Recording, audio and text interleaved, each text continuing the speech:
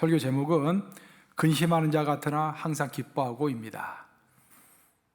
근심하는 자 같으나 항상 기뻐하고, 가난한 자 같으나 많은 사람을 부유하게 하고, 아무것도 없는 자 같으나 모든 것을 가진 자로다. 자, 로마서 14장 17절 합독합니다. 시작. 하나님의 나라는 먹는 것과 마시는 것이 아니요 오직 성령 안에 있는 의와 평강과 희락이라. 살아계신 하나님의 말씀입니다. 여러분들 요즘에 코로나19 때문에 근심이 많으시죠? 또 코로나19 2차 팬데믹이 시작되었다고 그러고, 비즈니스도 좀 힘들고, 외출도 잘 못하고 그러니까. 근데 오늘 본문은 그렇게 이야기하고 있어요. 근심하는 자 같으나 항상 기뻐하고. 우리 한번 따라서 해볼까요? 근심하는 자 같으나 항상 기뻐하고. 여러분 정말 기뻐하십니까? 우리 항상 스마일 하셔야 돼요. 스마일. 스마일은 무슨 뜻인지 아세요? 모르시죠? 한번 따라서 해보세요. 스 해보세요. 스쳐가도 웃고, 마주쳐도 웃고, 일부러도 웃는다. 그게 스마일이에요. 힘든 때일수록 자꾸 웃으세요, 여러분들. 웃으면은 복이 올 뿐만 아니라 근심이 달아납니다. 그래서 오늘 특별히 설교 제목을 성경 말씀을 이제 따가지고 고린도후서 6장 10절 말씀이죠. 근심하는 자 같으나 항상 기뻐하고 라고 제가 선택을 했습니다. 오늘 제가 설교 본문 말씀으로 고린도후서 6장 10절과 아울러서 로마서 14장 17절을 제가 선택했습니다. 로마서 14장 17절 말씀은 하나님 나라의 특징을 가장 집약적으로 나타내고 있는 성경의 대표적인 구절입니다. 하나님의 나라의 특징이 무엇인가? 사도 바울은 로마서를 통해서 로마서 14장 17절을 통해서 아주 명확하게 이야기합니다. 하나님의 나라의 특징은 의와 평강과 희락이다 라고 이야기해요. 그러면서 고린도 후서에 가서 고린도 성도들에게 사도 바울이 이야기하기를, 믿는 성도들의 표징, 내가 정말로 예수님을 믿는다고 한다면 그 성도에게 나타나야 할 것이 무엇인가를 한마디로 요약하는데 바로 그것이 근심하는 자 같으나 항상 기뻐하고 라고 이야기했습니다. 그러면 하나님의 나라의 특징은 의와 평강과 희락이고, 하나님을 믿는 사람의 특징은 근심하는 자 같으나 기뻐하는 자라고 했습니다. 그러면 이 두 가지의 공통된 것은 뭡니까? 희락, 기뻐하는 거예요. 그러니까 하나님의 나라의 가장 보편적인 특징이 무엇이냐? 기뻐하는 것입니다.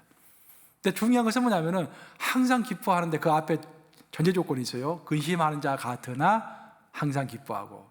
그 말은 무슨 말이냐면은 우리가 이 땅에서 발을 딛고 살아가기 때문에 근심이 없을 수가 없다라는 것입니다. 항상 근심이 있게 마련이에요. 근데 문제는 뭐냐면은 그 근심을 기쁨으로 변화시킬 줄 알아야 하는데 그것을 할 줄 몰랐을 때 우리가 이제 인생이 좀 괴로운 것입니다. 그래서 오늘은 우리가 근심을 어떻게 이제 하나님 안에서 기쁨으로 승화시킬 것인가, 그런 이야기를 함께 나누고자 하는 것입니다. 제가 직장 생활을 할 때, 이제 한국에서 직장 생활을 할 때요, 항상 순탄치만은 않았습니다. 그래서 저도 직장 생활을 한 8년을 했기 때문에 여러분들 직장 생활을 제가 이해할 수 있어요. 저는 이제 성경 말씀대로 항상 평화스럽게 또 다른 사람들에게 선을 베풀며 살려고 노력하죠. 하지만 그것이 쉽지가 않습니다. 직장에 가면은 동료들과 동료이지만 동시에 경쟁자예요. 항상 경쟁을 해야 합니다. 계속. 또 위에서는 평가하기 때문에 항상 경쟁을 해야 되고, 또 회식 자리에 가서 술도 같이 마셔야 되고, 야근할 것도 없는데 계속 남아가지고 그냥 같이 있어야 되고, 그런 것들이 쉽지가 않아요.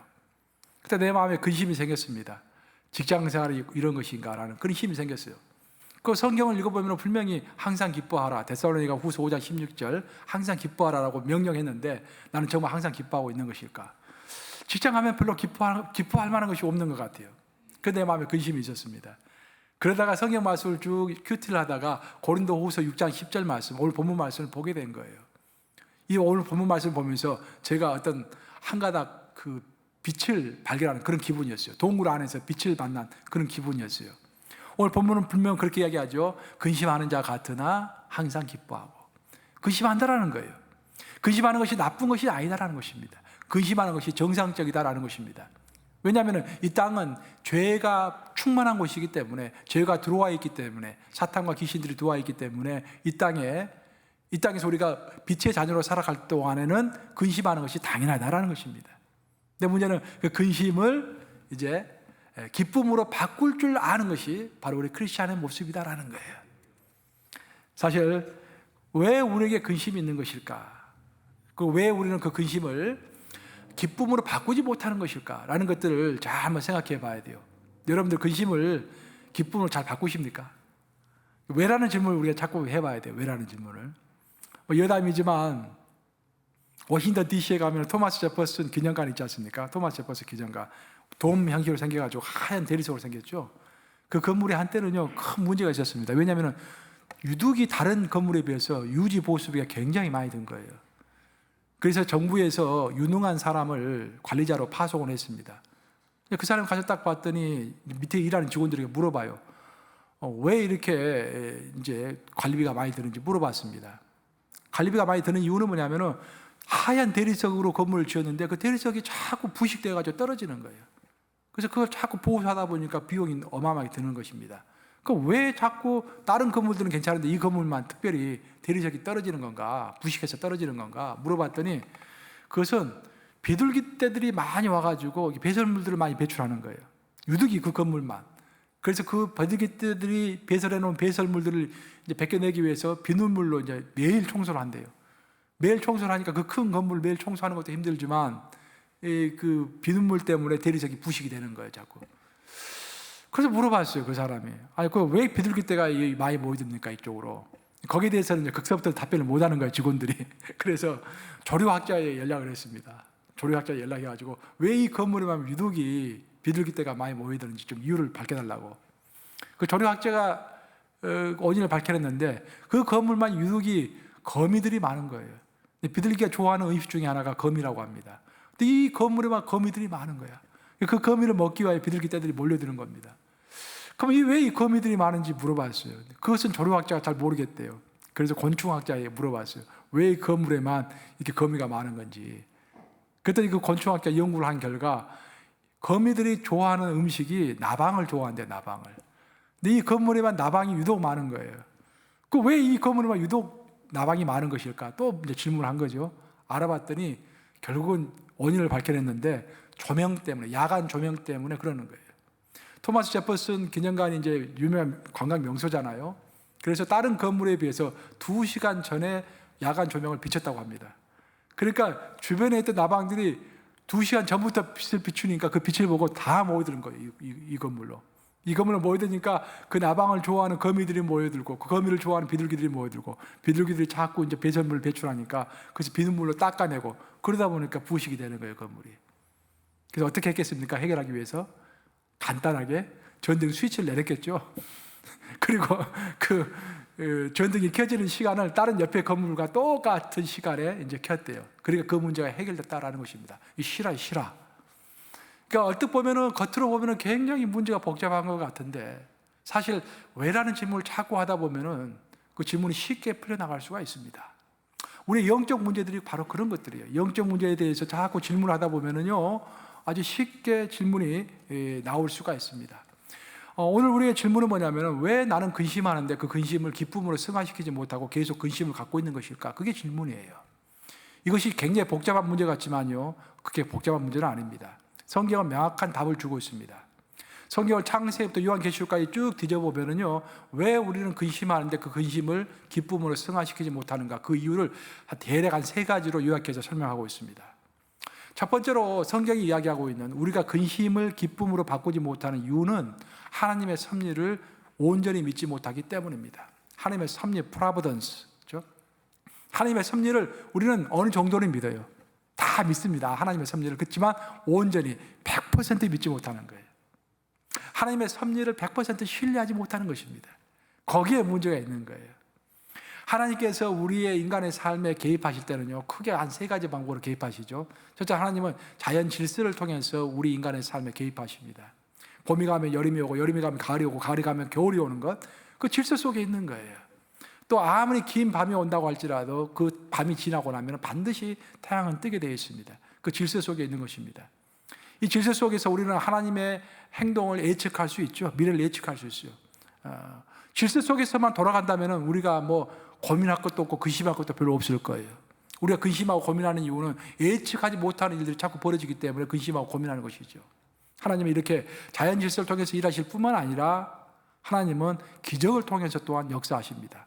성경을 읽어보면 기적의 역사가 많이 나오잖아요. 기적의 역사는 우리의 인간의 생각을 뛰어넘어 가지고 자연 질서의 질서를 깨시면서 급속도로 벌어지는 사건이 기적이라고 그러는 거예요. 기적은 오늘날도 여전히 벌어집니다. 하나님께서 원하시면 자연의 질서를 깨시고 개입하시는 거예요. 급하게 빠르게 바람처럼 딱 우리에게 임하시는 것입니다. 하지만 하나님의 방법은 한 가지가 더 있어요. 그것이 바로 섭리라고 하는 것입니다. 하나님의 방법 섭리는 뭐냐면 우리 인간은 기대를 합니다. 아, 이렇게 되겠지. expectation, 예측합니다.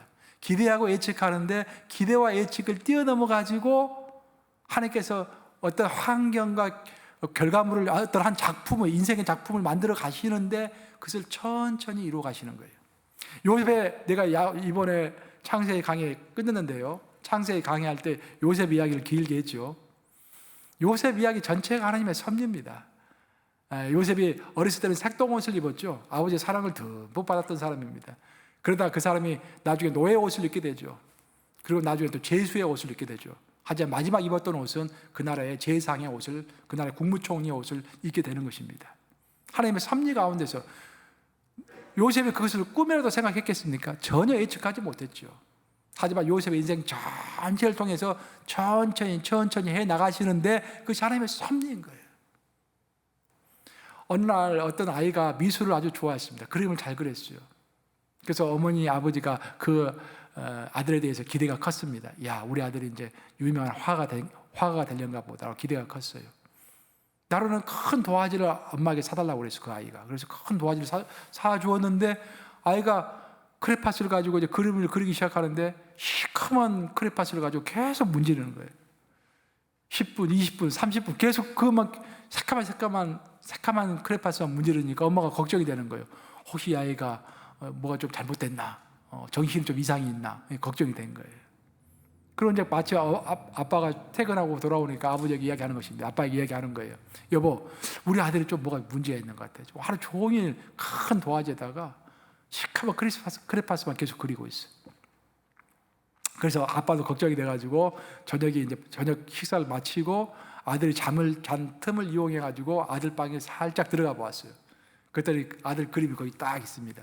엄마 아빠가 그 아들 그림을 보고 깜짝 놀랐어요. 그 그림을 봤더니 큰 시커먼 고래를 그려놓은 거예요. 고래가 크잖아요. 큰 고래를 그리기 위해 계속 이렇게 시커먼 색깔로 칠했던 것입니다. 근데 그 부모는 그 아들이 고래를 그릴 거라는 것을 몰랐기 때문에 뭐가 잘못된 것인가라고 고민했던 거예요. 하나님의 섭리라는 것이 그렇습니다, 여러분. 우리의 인생에서 어두운 일들이 얼마나 많이 벌어집니까? 생각지도 못했던 일, 어두운 일들이 계속 벌어져요. 우리는 그것이 왜 이런 어두운 것들이 우리에게 오는지를 이해를 잘 못합니다. 그래서 근심하게 되는 거예요. 하지만 결국은 하나님께서 모든 것을 합력하여서 하나님의 작품을 완성하죠. 그래서 우리는 반드시 하나님께서 섭리 가운데 나를 이끌고 계시다라는 것을 100% 믿는다고 한다면 근심이 없어지겠죠. 그 100%를 믿지 못하는 거예요. 바로 그래서 사도 바울은 로마서 8장 28절에서 섭리에 대해서 이렇게 설명했죠. 로마서 8장 28절 한번 같이 읽어보겠습니다. 시작. 우리가 알거니와 하나님을 사랑하는 자, 곧 그의 뜻대로 부르심을 입은 자들에게는 모든 것이 합력하여 선을 이루느니라. 이 말의 중요한 이유는 뭐냐면은 여러분들 이 성경 구절을 자세히 읽어보면은 하나님이 섭리 가운데서 우리 인생을 이끌어 가시는데 우리는 하나님의 과정을 예측하기가 힘들다라는 거예요. 하나님은 이렇게 하시겠지. 우리는 여러 가지 해석을 하죠. 내 몸이 아프면 이렇게 해서 내 몸이 아플 거야. 내 비즈니스 잘못되면 이렇게 해서 비즈니스가 잘못되고 있을 거야. 또 내가 형통한 일이 생기면 이러이러한 것을 내가 했기 때문에 형통함이 있을 거야 라고 우리는 나름대로 해석합니다. 하지만 그 해석이 정확하지 않을 때가 대반이에요. 사실 하나님께서 왜 이런 과정을 겪게 하시는지 우리는 이해하기가 힘듭니다. 하지만 확실한 거 하나는 뭐냐면은 결과는 확실하다는 거예요. 결과는 모든 것이 합력해서 선을 이룬다라는 것입니다. 그것이 결과예요. 그래서 우리는 고통과 고난과 어려운 일이, 어두운 일이 내 삶에서 벌어진다고 할지라도 결국 결과는 좋을 것이다 라고 믿는 것이 바로 우리의 믿음인 것입니다. 야곱 사도는 그렇기 때문에 그런 말을 했어요. 야곱 사도 야고보서 1장 2절과 3절이죠. 한번 같이 읽어볼까요? 야고보서 1장 2절과 3절 같이 읽습니다. 시작. 내 형제들아, 너희가 여러 가지 시험을 당하거든 온전히 기쁘게 여기라. 이는 너희 믿음의 시련이 인내를 만들어내는 줄 너희가 알미라. 너희가 시험을 당하거든, 믿는 자들에게도 시험이 온다라는 뜻입니다. 믿는 자들에게도 어둠컴컴한 인생이 찾아올 수 있다라는 거예요. 근데 그때 어떻게 하라? 기뻐하라. 어떻게 기뻐하라? 온전히 기뻐하라. 100% 기뻐하라. 여러분, 이게 쉽지가 않죠. 근데 성경 말씀 너무 명확합니다. 온전히 기뻐하라. 왜 온전히 기뻐해야 할까요? 결국 결과는 좋을 것이기 때문입니다. 이것을 믿는, 이것이 바로 하나님의 섭리를 믿는 거예요. 우리가 근심이 없을 수가 없습니다. 지금 코로나19 기간 동안에 모든 사람이 지금 근심이 있어요. 이번 내일 모레 대통령 선거인데 어저께 보니까 감독님이 급하게 우리들에게 이메일을 보내셨어요. 나라를 위해서 금식기도 같이 하자고. 지금 미국이 대통령 선거를 앞두고 굉장히 불안한 상태에 있다고. 지금 트럼프 대통령은 결과를 승복하지 않겠다는 말도 이미 해버렸고 아주 굉장히 어두운 상태에 있습니다. 지금. 그래서 나라를 위해서 전 목사님들이 같이 금식기도 할 거예요. 우리가 지금 11월 2일까지 이렇게 하루를 날 잡아가지고 그날 금식기도 할 겁니다. 바로 이렇게 근심 가운데 없을 수가 없습니다. 우리가. 하지만 우리가 믿는 것은 뭐냐면은 결국 모든 것이 합력하여 선을 이룰 것이다라는 거예요. 그것이 우리가 하나님의 섭리를 믿으면서 우리의 근심을 기쁨으로 승화시키는 첫 번째 방법인 것입니다. 또한 성경을 찾아보면은 우리가 근심하는 자 같으나 항상 기뻐하는 자가 될 수 있는 두 번째 조건은 뭐냐면은 성령 충만입니다. 성령 충만. 우리가 사도 바울의 이야기를 보면은 사도행전을 읽어보면은요, 사도 바울이 아주 복음의 큰 기쁜 소식을 안고서 에베소를 방문했습니다. 사실 에베소는 사도 바울이 결국에는 이제 크게 만들었지만 처음에는 사도 바울이 만든 교회가 아니었어요. 에베소 교회에 이미 예수님을 믿는 무리들이 있었습니다. 사도 바울이 에베소를 방문했을 때는. 그래서 예수님을 믿는다고 무리들이 모여 있는데 사도 바울이 가서 봤더니 좀 이상한 거예요. 이 사도 바울이 봤을 때 예수님을 믿는다고 성도들이 모여 있지만 그 얼굴에 기쁨이 없는 것입니다. 얼굴 우중충해 있어요. 항상 좀 어두워요. 뭔가 쫓기는 듯한 느낌, 뭔가 불안한 느낌들이 드는 거예요. 그 사도 바울이 이상하게 생각하는 거예요. 분명히 형식은 다 있습니다. 예수님에게 사랑을 고백하고 어떤 예배의 형식은 다 갖춰서 하는데 거기에 생명력이 없는 거예요. 왜 이렇게 기쁨이 없고 생명력이 없는 것일까? 사도 바울이 그래서 단도직입적으로 그들에게 묻는 말이 있습니다. 사도행전 19장 2절에서 이렇게 이야기했죠. 사도행전 19장 2절 한번 같이 읽어볼까요? 사도 바울이 뭐라고 질문했는지 같이 읽습니다. 시작. 이르되 너희가 믿을 때 성령을 받았느냐? 이르되 아니라 우리는 성령이 계심도 듣지 못하였노라. 성령을 받았다면 이렇게 우중충한 얼굴을 할 수 없다는 거예요. 성령을 받고 성령 충만한 상태에 있다고 한다면 우리가 형식만 있을 수가 없다는 것입니다. 우리의 모험이 있을 때 그곳에는 반드시 성령 충만이 있기 때문에 어떤 생명력이 약동할 것이고 우리 얼굴은 항상 어두운 기운을 다 쫓아내고 스마일, 항상 기뻐하며 지금 당장에는 우리가 어려운 상황 가운데 처해 있다고 할지라도 이것 또한 지나가면서 결국 모든 것이 합력하여 선을 이룰 것이다. 이것 또한 지나가면서 야고보 사도가 이야기한 것처럼 우리의 인내를 길러낼 것이고 우리의 인내는 우리의 인격을 성숙시킬 것이다 라는 그런 기대감에 근심 가운데서도 기뻐할 수 있다는 것입니다. 성령 충만하지 못했기 때문에 에베소 교회 성도들은 그들이 예수님을 믿는다고 고백하고 있음에도 불구하고 성령이 충만하지 않았기 때문에 그들 가운데 기쁨이 없었던 거예요. 그래서 사도 바울은 단도직입적으로 묻습니다. 너희가 성령을 받았느냐? 그 질문이 바로 우리에게 하는 질문이에요. 여러분 성령 받으셨습니까? 아멘. 그럼 성령 충만하십니까? 아멘. 성령을 받은 것과 성령 충만한 것은 다른 거예요. 우리가 예수님을 주여하고 이름을 부를 때, 예수님을 마음으로 영접할 때 우리는 성령이 우리와 함께 하십니다. 하지만 우리가 항상 큐티하고 같이 기도하고 같이 모여서 예배 드리고 이럴 때 성령 충만하게 되는 거예요. 우리 성령을 받을 뿐만 아니라 항상 성령 충만해야 할 줄로 믿습니다. 성령 충만하면 우리가 기쁘는 거예요. 왜냐? 오늘 본문 말씀에서 그랬죠. 로마서 14장 17절 다시 한번 읽어볼까요? 로마서 14장 17절 오늘 본문 말씀 같이 읽어보겠습니다. 시작. 하나님의 나라는 먹는 것과 마시는 것이 아니요 오직 성령 안에 있는 의와 평안과 희락이라. 의와 평안과 희락, 그것은 성령 안에 있을 때만 가능하다는 거예요. 다시 밑에 두 번째 줄 보시면은 오직 성령 안에 있는 의와 평안과 희락이라고 있습니다. 하나님의 나라의 특징은 의와 평강과 희락인데 그것은 반드시 성령 안에 있을 때만 가능하다라는 거예요. 성령 안에 없을 때 우리가 의로운 생활을 할 수 없습니다. 하나님 나라의 특징은, 하나님을 믿는 사람들의 특징은 의로운 사람이 의인으로 살아간다고 했어요. 이 세상 우리를 의인으로 살아가도록 가만 두지를 않습니다. 비즈니스 할 때도 이것저것 약간씩은 속여야만 또 레버뉴가 수입이 많이 나오잖아요. 의로운 생활하기가 쉽지가 않아요. 다른 사람들 다 속이는데 나만 의롭게 생활하기가 쉽지가 않습니다.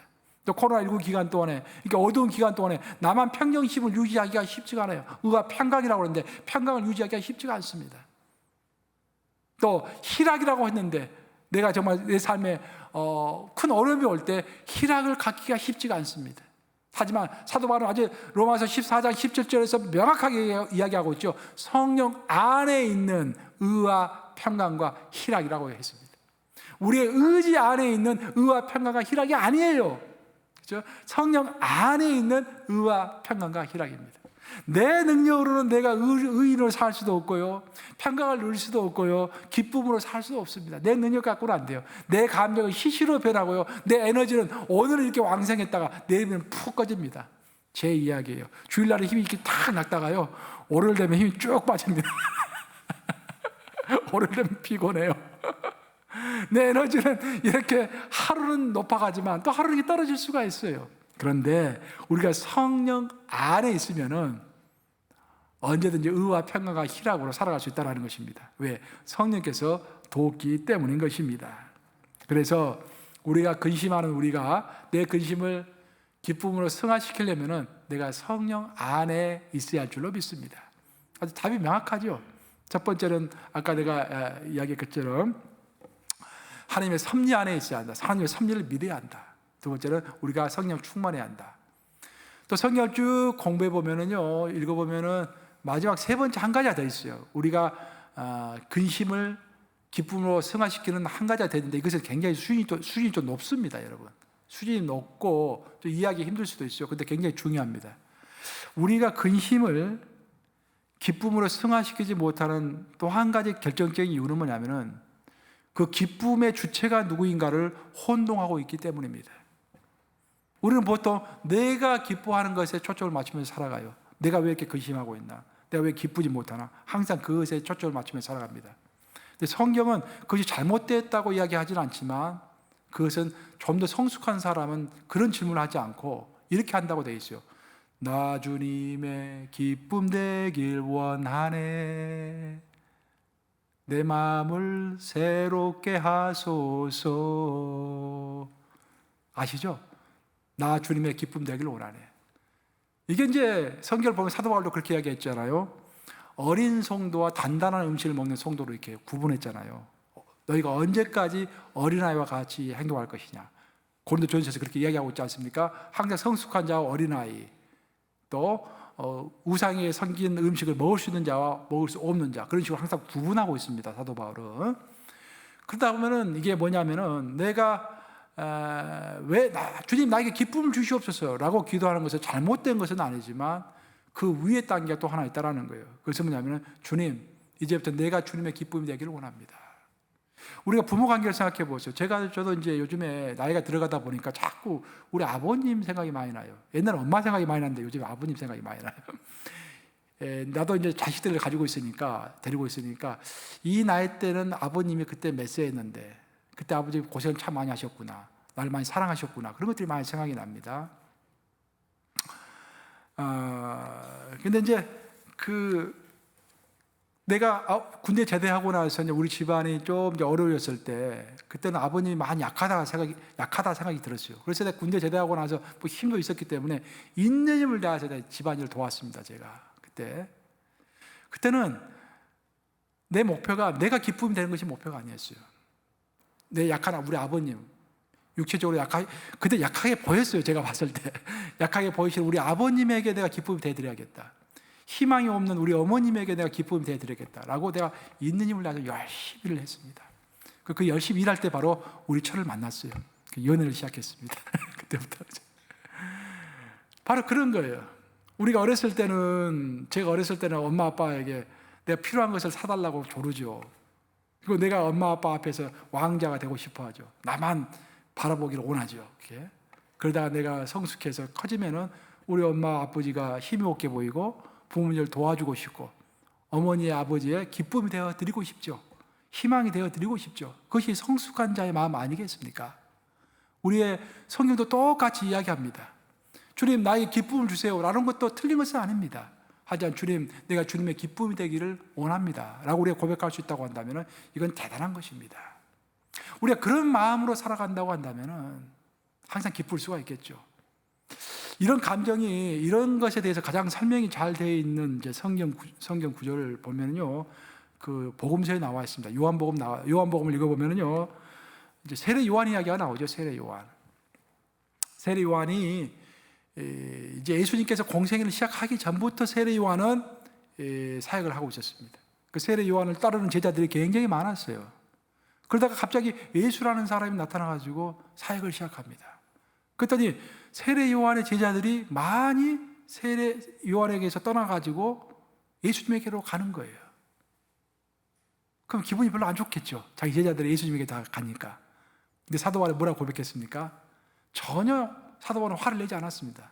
슬퍼하지 않았어요. 근심하지 않았습니다. 오히려 기뻐했습니다. 그걸 고백하기를 뭐라고 고백했냐면은 그는 흥해하겠고 예수님은 흥해하겠고 나는 쇠해하리라. 근데 저는 이런 성경 구절을요, 청년의 시절 때 읽었을 때는 아무 감동이 없었어요. 뭐 그랬는가 보다라고 했어요.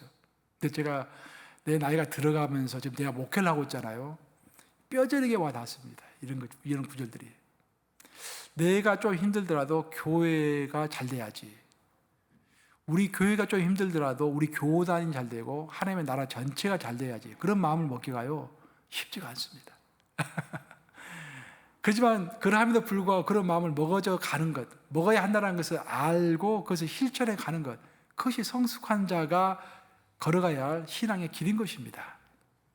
결국 세례 요한을 보세요. 자기의 마음에 근심이 생겼고 자기의 사역이 어려워졌지만 오히려 하나님에게 기쁨이 된다고 생각하면서 예수님에게 도움이 된다고 생각하면서 그것을 기꺼이 기쁨으로 그 상황을 받아들였습니다. 다시 이야기하지만 우리는 항상 기쁨의 주체는 내가 되어야 한다고 생각해요. 내가 행복하면 다 끝난다고 생각해요. 내 위주로 모든 것을 이야기합니다. 교회가 어떻게 됐든지 내 화풀이하고 내가 하고 싶은 이야기 다 하면 그걸로 끝난다고 생각해요. 우리 교단이 어떻게 됐든지 우리 교회만 재정적으로 잘 굴러가면 된다고 생각해요. 우리 교단은 싱크아웃 되더라도 아무 문제 없다고 생각합니다. 또 전 세계 아프리카에 있는 나라들이 굶어 죽고 남미에 있는 나라들이 많은 사람들이 어려운 가운데 살고 있어도 미국만 잘 살면 된다고 우리는 생각하는 거예요. 다른 회사들이 다 무너질 때도 우리 회사만 잘 되면 된다고 생각하는 거예요. 그것이 내 기쁨이라고 생각하는 것입니다. 기쁨의 대상을 잘못 잡고 있는 것이죠. 정말 우리가 성숙한 자라고 한다면은 내가 기쁨을 얻는 것에 치중할 것이 아니라 내가 예수님의 기쁨이 되어주는 것, 그것에 치중해야 할 줄로 믿습니다. 이제 말씀 마무리합니다. 다윗의 이야기를 보면은 다윗이 나이가 이제 30세에 왕이 됐어요. 그리고 40년 동안 통치를 했습니다. 근데 다윗의 일대기를 쭉 보면은 왕이 됐을 때 처음부터 이스라엘 전체를 통솔하지 않았습니다. 처음에는 7년 반 동안 헤브론 지역에서 유다 지파만 다스렸어요. 그 7년 반이 지났을 때 드디어 한 33년 동안 이스라엘 전체를 다스린 것입니다. 그거 왜 그랬을까? 하나님은 왜 그렇게 다윗을 인도했을까? 처음부터 그냥 이스라엘 전체를 다스리게 하면 될 건데 왜 그렇게 했을까? 특별히 구약은 여러분들 구약의 내용을 이해하시려면요 사람의 이름의 뜻과 지명의 이름의 뜻을 다 잘 알아야 돼요. 거기에 다 이제 함축적인 의미가 있습니다. 이름과 지명에가 함축적인 의미가 다 있어요. 다윗은 헤브론에서 유다 지파를 7년 6개월을 다스렸습니다. 근데 헤브론의 이름의 뜻은 뭐냐면, 지명의 이름의 뜻은 뭐냐면은 교제의 자리라는 뜻입니다. 그러니까 하나님과 교제하는 자리다, 그런 뜻이에요. 그게 헤브론의 이름의 뜻입니다. 그러다가 예루살렘으로 옮겨서 33년간을 통치했는데, 예루살렘의 이름의 뜻은 여러분들 아시다시피 예루살렘 하면은 샬롬이죠.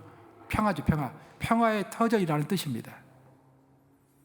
이 말은 무슨 말이냐면은 평화의 터전에 가지고 33년간을 통치하기 전에 다윗은 교제 자리에 터를 잡고서 하나님과 7년 6개월 동안 교제하면서 하나님의 속성에 대해서 배울 필요가 있었던 것입니다. 그 7년 6개월 동안 교제 자리에서 헤브론에서 한 해가 충분한 교제를 하고 나서 그러나서 거기서 얻은 교훈과 힘을 가지고 33년간 제대로 이스라엘을 통치할 수가 있었던 것입니다. 사도 바울이 다윗이 쓴 시편을 쭉 읽어보면은요, 시편 중에서 특별히 이제 고백하는 내용 중에서 헤브론에서의 그 기억을 더듬으면서 자신이 고백했던 내용이 시편 16편입니다. 시편 16편 8절과 9절 보시면은 그런 고백을 하고 있어요. 한번 같이 읽어볼까요? 시편 16편 8절 9절 같이 읽습니다. 시작. 내가 여호와를 항상 내 앞에 모시며 그가 나의 오른쪽에 계심으로 내가 흔들리지 아니하리로다. 이러므로 나의 마음이 기쁘고 나의 영도 즐거워하며 내 육체도 안전히 살리니 라고 했습니다. 그래서 놀라운 고백을 하고 있는데 삼중 기쁨을 이야기하고 있어요. 마음도 기쁘고 영도 즐거워하며 내 육체도 기쁨 가운데 안전히 거한다. 보통 이게 삼중 기쁨이라고 합니다.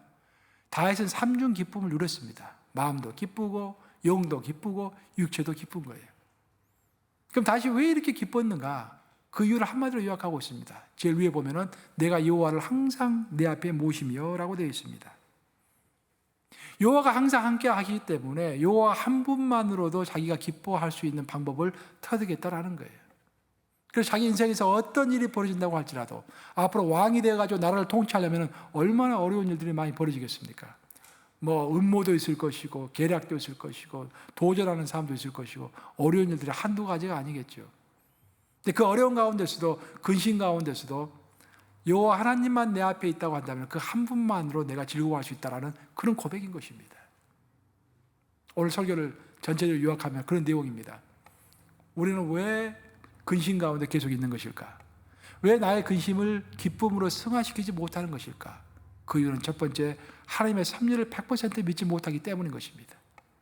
두 번째, 내가 성령 충만하지 않기 때문인 것입니다. 그렇죠? 그리고 세 번째로는 내 기쁨의 대상이 내가 아니라 하나님이라는 것을 잊기 때문인 것입니다. 거기에 다윗은 해결책 하나를 우리에게 제공했는데 그 해결책은 여호와 하나님 한 분만으로 기뻐하라라는 것입니다. 그랬을 때 내 삶에 어떤 어려움이 온다고 할지라도 여호와 하나님이 나와 함께 하시기 때문에 그것만으로 기뻐할 수 있는 사람이라고 한다면 바로 나와 여러분들이 성숙한 자인 것입니다. 그런 성숙의 길을 걸어가시는 저 여러분들 되시기를 우리 주님의 이름으로 축복합니다. 기도하시겠습니다.